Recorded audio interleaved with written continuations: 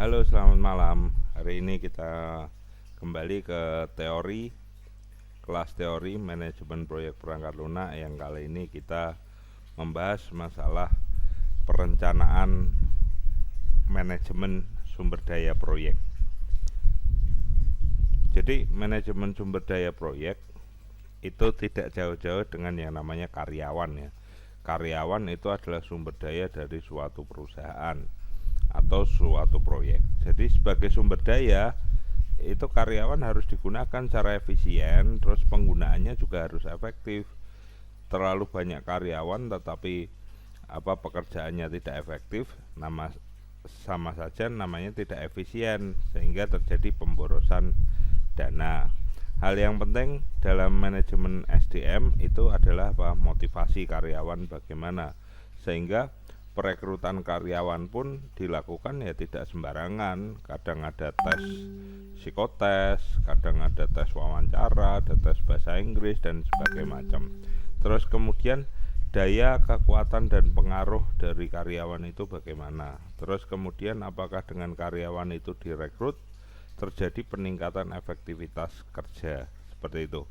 Jadi itu hal-hal yang penting dalam suatu memanajemen suatu hal untuk memanajemen sumber daya manusia. Nah, kita lihat motivasi SDM itu apa. Jadi motivasi itu adalah pemenuhan terhadap kebutuhan karyawan yang dipakai sebagai motivator ya. Jadi karyawan itu bisa bersemangat karena apa begitu, karena pimpinannya baik, karena gajinya tinggi dan sebagainya. Jadi kebutuhan karyawan menurut Maslow itu dari yang terendah ada fisiologis, visinya bagaimana. Terus kebutuhan akan keamanan ya, keamanan kerja, keamanan kesehatan, kebutuhan akan sosial di dalam lingkungan pekerjaan bagaimana. Terus kemudian kebutuhan akan dihargai ya, bagaimana karyawan itu menghasilkan kerja yang kita hargai, seperti itu. Terus kemudian kebutuhan aktualisasi diri, bagaimana kemampuan yang dimiliki karyawan dapat mempengaruhi efektivitas kerja dari suatu perusahaan atau dari suatu proyek. Terus faktor higien ya, faktor higien atau faktor yang mempengaruhi juga selain itu adalah penghargaan dan pencapaian bagaimana, tanggung jawabnya bagaimana, kemajuannya kerja bagaimana, pertumbuhan pekerjaan bagaimana. Nah, faktor di atas bila tidak ada maka menimbulkan ketidakpuasan ya. Tetapi semua ini ya, jika ada maka dia akan menjadi motivator di dalam suatu pekerjaan. Jadi kalau Anda mau jadi motivator ya, Anda harus pencapaian Anda bagus, Anda harus punya tanggung jawab, kemajuan kerja harus bagus, dan semakin hari harus semakin bertumbuh, mau belajar dan belajar, seperti itu. Terus kemudian karyawan itu sebenarnya tidak menyukai dan berusaha untuk menghindari kerja. Tetapi fungsi manajemen atau manajer itu harus memaksa atau mengancam dalam arti halus ya, halus dengan regulasi dan kawan-kawannya, dan juga monitoring secara ketat. Itu fungsinya manajemen. Terus kemudian karyawan bukannya tidak menyukai kerja ya, tapi memandang kerja itu adalah suatu hal yang alami ya. Karyawan harus merasakan bahwa kerja itu adalah suatu hal yang alami, sebagaimana halnya beristirahat dan bermain atau pergi ke suatu tempat dalam rangka untuk berekreasi. Ya, hal yang paling memuaskan adalah tentu saja adalah penghargaan dan aktualisasi diri, artinya pengakuan terhadap kemampuannya. Itu teori Y ya, teori Y. Terus kemudian ada teori Z-nya ya. Teori Z-nya itu menumbuhkan motivasi itu sangat dipengaruhi adalah intern karyawannya adalah kepercayaan, ya, kepercayaan atasan terhadap karyawan. Bagaimana atasan pimpinan itu punya kepercayaan terhadap karyawan, terus kemudian sehingga hasil kerjanya ingin bermutu, karyawan hasil kerjanya ingin bermutu agar apa? Agar diberi kepercayaan. Terus kemudian pendapat karyawan juga selalu dihargai, ya. Artinya pimpinan itu ya tidak pintar sendiri seperti itu. Walaupun dia pintar, tetapi harus juga menghargai saran dari orang lain, baik itu dari atasan maupun dari karyawan. Terus kemudian nilai-nilai budaya juga perlu nilai kesopanan dalam berbicara itu juga penting. Terus kemudian adanya rotasi kerja itu juga menumbuhkan motivasi pekerjaan yang baru di dalam karyawan. Terus kemudian training atau perluasan keterampilan juga perlu. Terus kemudian pelatihan-pelatihan yang lain juga perlu, ya. Itu yang diperlukan dalam teori Z. Terus ada 5 daya utama dalam organisasi atau dalam manajerial untuk mempengaruhi karyawan atau SDM.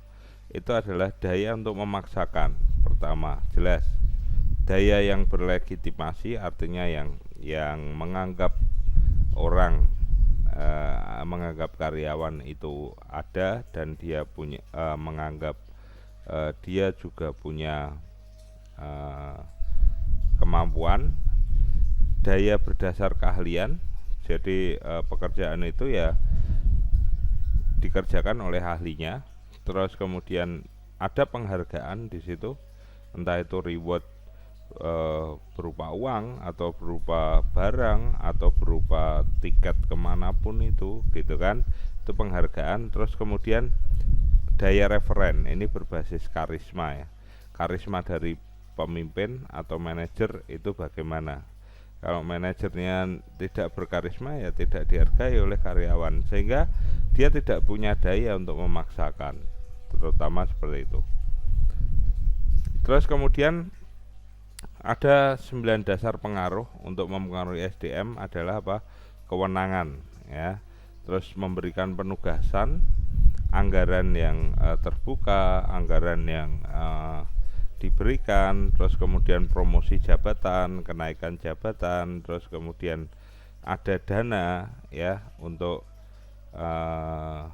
keterampilan kerja, ada dana untuk memberikan penghargaan seperti itu. Terus kemudian ada penalti, ya, penalti seperti SP, surat peringatan dan sebagainya harus ada.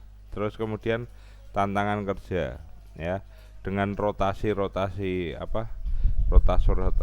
bagian tadi, maka tantangan kerja di dalam karyawan itu akan menjadi lebih baik. Terus keahlian ini berarti dari rekrutmen, ya, rekrutmennya harus baik. Terus kemudian di dalam intern perusahaan atau proyek itu keakraban harus ada, gitu. Jadi manajer jangan hanya mengandalkan kewenangan, dana dan penalti, tapi andalkan semua ini, ya, penugasan, anggaran, promosi, ya. Jangan hanya kewenangan, dana dan penalti saja yang dipunyai oleh manajer selaku pimpinan, tapi pengaruh-pengaruh yang lain perlu kita pelajari kalau kita jadi pimpinan atau kita punya anak buah. Terus kemudian bagaimana meningkatkan efektivitas dari proyek atau suatu kerja? Yang pertama, be proaktif, ya, artinya jangan takut untuk bertanya. Terus kemudian put first things first, ya. Use discipline to put off today's pleasure for greater future pressure. Artinya apa? Artinya disiplinlah sekarang, ya. Untuk apa? Untuk hasil akan datang. Terus kemudian untuk meningkatkan efektivitas yang lainnya adalah begin with the end in mind, gitu. Jadi kita pikirkan dulu project itu akhirnya nanti bagaimana gitu kan, kira-kira akhirnya bagaimana, ada plan A plan B, tidak begitu. Jadi harus dipikirkan dengan matang-matang. Terus bagaimana, yang berikutnya adalah bagaimana think win-win, artinya bagaimana berpikir menguntungkan dan menghasilkan sesuatu, itu think win-win. Terus kemudian seek first to understand, ya, then to be understood. Artinya apa? Jangan hanya membaca atau hanya mempelajari kulit-kulitnya saja, itu sangat penting. Seek first to understand, artinya cari sampai semengerti mungkin agar apa? Agar Anda understood, agar Anda bisa menceritakan apapun itu, ya, pekerjaan ataupun proyek, ya, dengan sejelas-jelasnya gitu. Jadi Anda cari dulu, jangan malas untuk mencari, begitu kan. Ini yang terjadi di banyak mayoritas mahasiswa begitu. Artinya pembelajaran itu ya yang dipelajari hanya itu, tapi mau bertanya malu dan sebagainya. Nah, itu tidak seek first to understand, itu sangat penting. Terus kemudian sinergize, ya, sinergi antara pimpinan dan pimpinan, karyawan dan seluruh part atau seluruh bagian yang bekerja itu harus ada sinergi, harus ada keakraban, ya. Terus kemudian sharpen the saw, ya. Artinya apa? Sharpen the saw. Saw itu berarti mengasah, ya, mengasah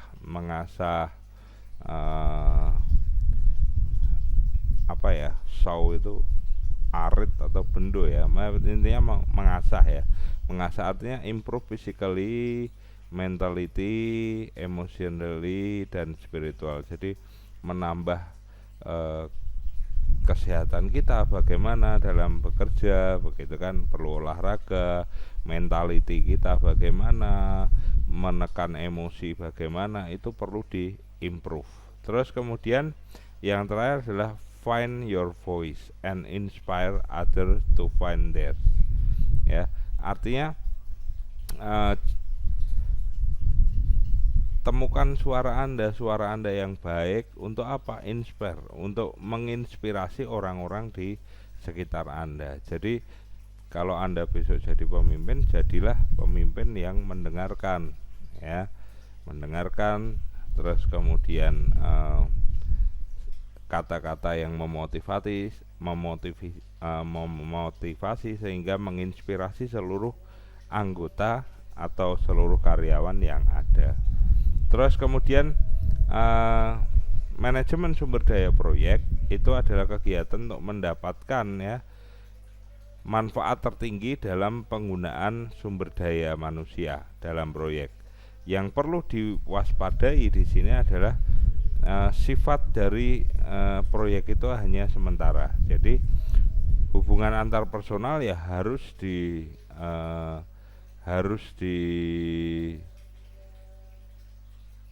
dijadikan atau harus diakrabkan secepat mungkin karena proyek ini sementara. Selain itu, hubungan dengan stakeholder atau pemberi proyek, terus kemudian analis dan lain-lain gitu, itu juga harus direkatkan dengan segera. Terus kemudian kegiatan administrasi juga perlu, sehingga apapun kegiatannya harus ada dokumentasi di situ. Jadi pengetahuan untuk manajemen sumber daya manusia di sini, ya, termasuk manajemen integritas suatu proyek, begitu, yang sangat penting juga. Terus kemudian dalam perencanaannya ini masuk di sini, perencanaan proyek. Masih di perencanaan proyek, terus pertemuan-pertemuan depan kita akan masuk di pelaksanaan dan pengawasan, nanti sampai UAS-nya adalah penutupan proyek. Terus proses dalam manajemen sumber daya manusia itu adalah perencanaannya bagaimana, penerimaan rekrutmennya bagaimana, membangun timnya bagaimana, terus kemudian mengelolanya bagaimana. Mengelola ya termasuk gaji, penghargaan dan sebagainya, itu di sini. Jadi ini adalah monitoring ya, mengelola itu prosesnya adalah membangun ya, perencanaannya ya direncanakan butuh berapa karyawan, butuh berapa bagian dan sebagainya macam. Terus kemudian pengertiannya umum untuk perencanaan sumber daya proyek adalah mengidentifikasi dan mendokumentasikan seseorang karyawan, perannya dalam proyek apa, tanggung jawabnya bagaimana, pelaporannya pekerjaan bagaimana, dan membuat rencana manajemen ya. Rencana manajemen itu apakah sudah dijalankan oleh staf atau SDM tersebut atau belum. Jadi manajer juga harus membuat ya rencana manajemen untuk staf itu bagaimana.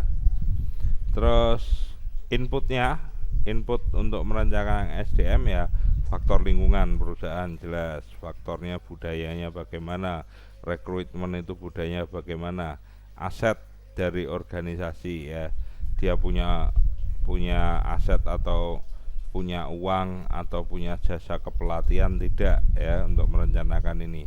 Terus proyeknya apa gitu, sehingga butuh orang berapa harus jelas gitu. Terus kemudian untuk piranti dan tekniknya adalah kita membuat struktur organisasi dan job disk ya, deskripsi dari masing-masing posisi. Kita membentuk jejaring atau networking ya, baik intern maupun ekstern.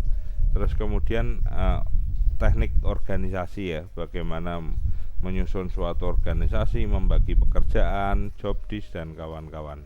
Itu piranti dan tekniknya. Hasilnya nanti adalah outputnya adalah penunjukan peran dan tanggung jawab karyawan satu per satu bagian. Terus manajemen personalianya bagaimana, jadwal tugas per karyawan ya.